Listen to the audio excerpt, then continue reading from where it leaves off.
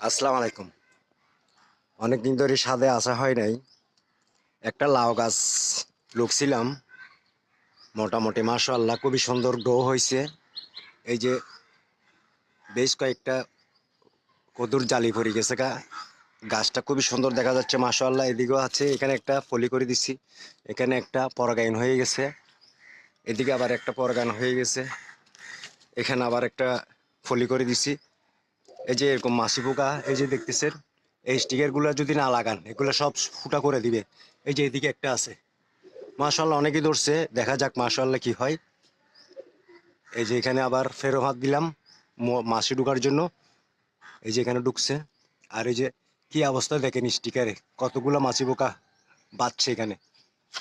আর এদিকেও একটা, খুবই সুন্দর হয়েছে মাশাআল্লাহ। এবার আমার হাতে তেমন লাউ গাছ হয় না, এবার দুষ্টুমি করে অবহেলা করে লুকছি। ভালো থাকবেন, আসসালামু আলাইকুম। আসসালামু আলাইকুম। ছাদ বাগানে রোজার মধ্যে কিছু বেগুনি খাওয়ার জন্য কিছু বেগুন চারা লুকছিলাম। এই যে এগুলো লুকছি আজকে 4 দিন 5 দিন হয় নার্সারি থেকে আনার পরে। মোটামুটি খুবই সুন্দর গ্রো হচ্ছে মাশাআল্লাহ।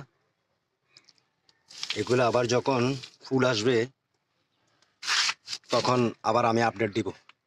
এখানে 4টা আছে, এখানে 4টা আছে, এই যে এখানেও 4টা দিলাম।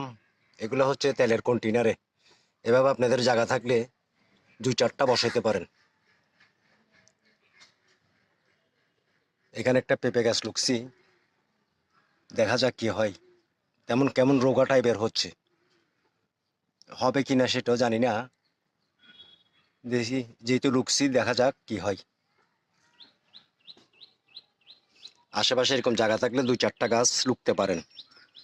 ভালো থাকবেন, আসসালামু আলাইকুম। আমার ছাদ বাগানে অনলাইন থেকে গেছে বছর কিছু চারা আনছিলাম, বীজ আনছিলাম সাম্মামের। ওই ছিল 2-4টা বীজ লাগছিলাম ওখান থেকে, এখান থেকে কেমনে একটা বীজ পড়ে এখানে গাছটা হয়েছিল নিচে। আমি এটা এই যে বস্তায় সেট করলাম, এখানে একটা মোটামুটি পড়ে গেছে, জালি পড়ছে, এখানে আরো একটা পড়ছে, এদিকে একটা দেখা যাচ্ছে, এদিকে আবার আগা বের হচ্ছে। গাছটা তেমন বড় না, ছোট, এই যে সামান্য একটা ছোট গাছ। দেখা যাক কয়টা ধরে। গেছে এবার মনে হয় 4টা না 5টা ধরছিল একটা গাছে, এবার তো অনেক জালি পড়তেছে।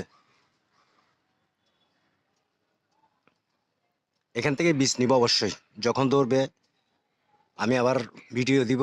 কারো যদি বীজ লাগে আমার সাথে যোগাযোগ করেন, আমি এমনিই দিব, গিফট করব।